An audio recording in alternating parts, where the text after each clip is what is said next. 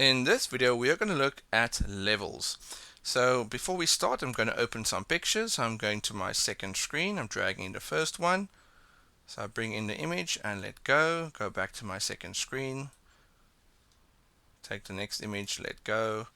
And go to the second screen to get the third image and let go.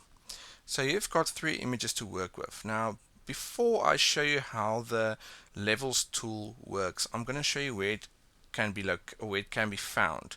So you can go to enhance at the top, and you can go to adjust lighting, and here you've got levels, and you can see a shortcut there which is Control plus L. Now throughout this course, I do not want to every time go back to those menus. I would rather show you the shortcuts so that you can learn them to save you a lot of time, as your workflow will become much quicker. So from now on, we're only going to use the shortcuts, and the shortcut for levels is Control plus L. So when I press that on the keyboard, it will open the levels dialog screen. Now I want to show you on all three images that if you look at this block right here, this is your histogram, and you might have seen this on the back of your camera.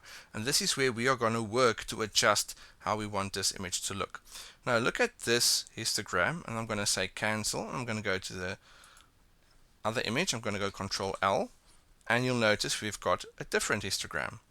I'm going to go to cancel, and I'm going to go to the third image. I'm going to go Control L, and you'll notice again we've got a completely different histogram.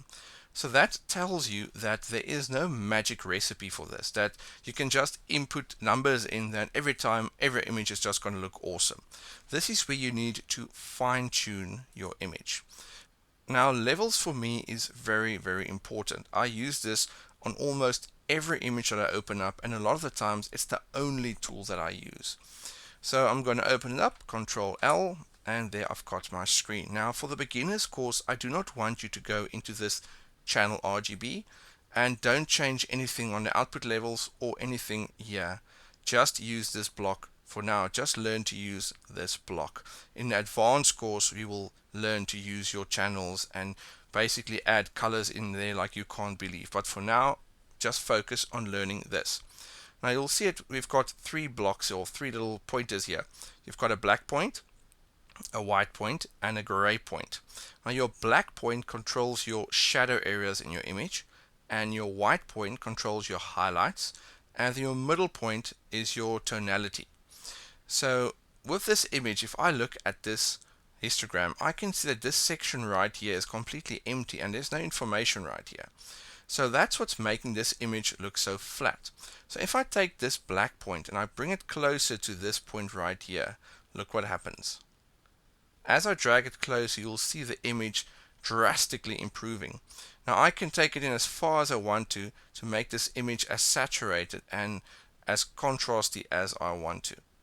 Now the middle point I can also use to make it either lighter or to make it even more darker and get something like that. So now it looks more like a sunset image. Now the white point in this I'm going to leave out, and you'll see it when I use it, it's just going to damage my image. You can see here where it's basically completely blowing out the highlights. If I increase it more, it's going to completely destroy this image. So I'm not going to use the white point. I'm going to leave it as is. This is how I would like to see this image. I might take the middle point and make it a little lighter, like that. But I love the way this image looks now. Now with the preview right here, you can see your before and after. So if you click on the preview, you can see there, that's what we started with. And this now really does not look that good at all. And I can click on the preview again, and then we get our after effect. Now when you're done, you just click on OK, and that settings will be applied to your image. Let's go to another one. Control L. And in this one we can see that on now that it's on this side where we have no information. Now always be careful with your white point, because you can easily damage your picture with your white point. So if I take it too far, you can see it just blows out the entire image. So I'm going to take it to say maybe around there, and if you look at the preview, it's already a huge improvement. It's almost like this dark cast has been removed from our image. So there's our before and there's our after. Now we can give some contrast to this by bringing in some of the shadow areas. So now it's starting to look like that. And then you still got the middle point to play with, so you can make it brighter or even darker. So I think I'm going to make it a little brighter and maybe add a little bit more of the shadow area. And just look at this big difference. We went from this image to this with just one tool. Now, like I said, there's no real magic recipe. This is just where you will have to open a ton of pictures. Just go through your images, just take like 20 or 30 pictures, open it up, go Control L on every one of them and play with these sliders. That way you will train your eye to get the exact result that you want. So when you're going to open a picture, for instance, if I click OK here and I go to this picture and I go Control L, I know exactly, right? This picture looks awesome. I don't really need to change anything. If you look at the histogram, it's perfectly fine. But then I know, I think I just want to add a little bit of the shadow areas in this. I want to add a little bit of contrast there. So I'm just going to take the slider back slightly, and I'm going to take the middle point a little bit to the black point to make it a little brighter again.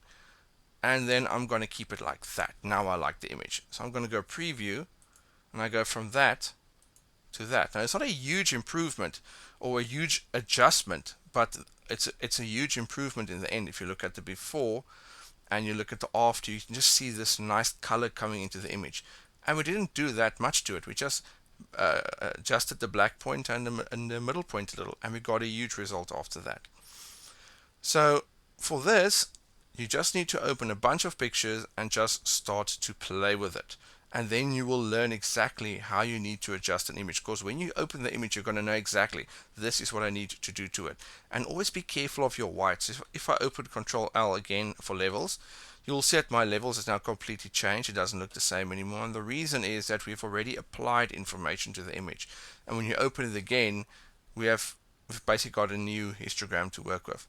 But I don't want to worry about that now. I want to show you what can happen to your whites if you overexpose it. So I'm going to bring some of the highlights in. I'm just going to take it further, and you can see what happens to the white points here. It completely, or to the white areas, it completely overexposes those areas, and it doesn't look that nice at all. So that is what you need to learn by practicing this tool, exactly how far you can take these settings. So that's that for this lesson. And in the next one, we are going to look at hue saturation.